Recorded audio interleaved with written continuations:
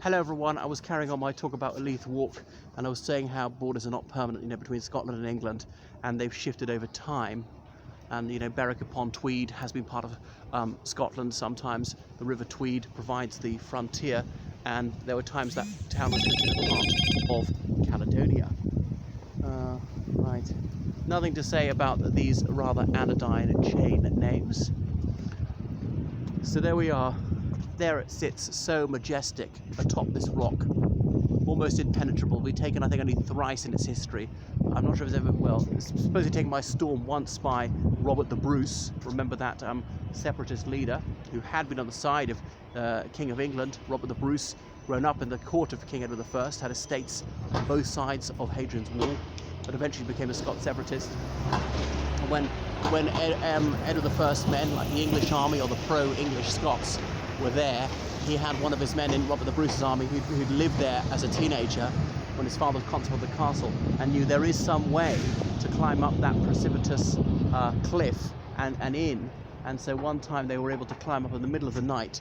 Wouldn't be easy, especially if it was a wet and windy night. I remember there were no torches back then, and over the walls and take the castle.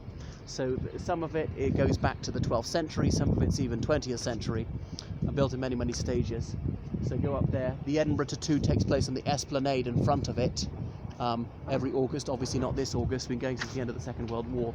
This is the stage where I saw Bad Boys Inc. Anyway, can you see it there? That's where I saw Bad Boys Inc. Isn't it splendid? Princess Street. And then there's the Royal Overseas League with this flagpole. And the Royal Overseas League is a club for people who've spent a lot of time abroad, and when they come back here they want to be able to stay. It's sort of like a hotel but a private members club. There's also the Royal Overseas League in London, which I've stayed in once. Okay. Anything else? Well, all these sort of benches dedicated to various people, and you can pay to have it here and have a little plaque dedicating to a dead relative or whatever cause or organisation you want. So I walked along here many's the time. I remember, my goodness, it was like October '97. We've been up from an open day at Edinburgh University, coming up kind of late. I've been rusticated or whatever, not rusticated, sorry. I've been like internally suspended, but I was given an exemption to come up here. The headmaster showed me some liberality. I was foolish in not repaying it, and I came up here, and I was obviously later than my mates. I can't remember where I was later. And they told me the hotel they were staying in. It didn't cross my mind to stay in the youth hostel. I was 18 and knew out.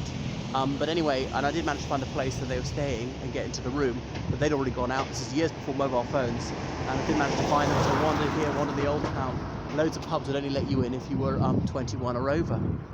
But wandering, feeling rather despondent actually that rainy October evening. I shan't tell you what was most on my mind then.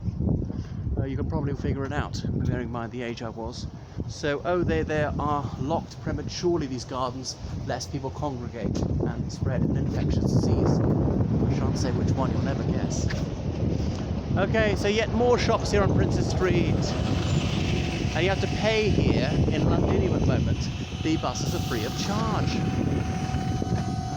What is this? What is this sort of blossom here? Looks like a cherry blossom pink to me. And I see a statue of a chap patting a bear down there. I can't remember what that's in aid of. And there are lots of things dedicated down there. Scottish Americans, or Americans who are Scottish in blood and sympathy.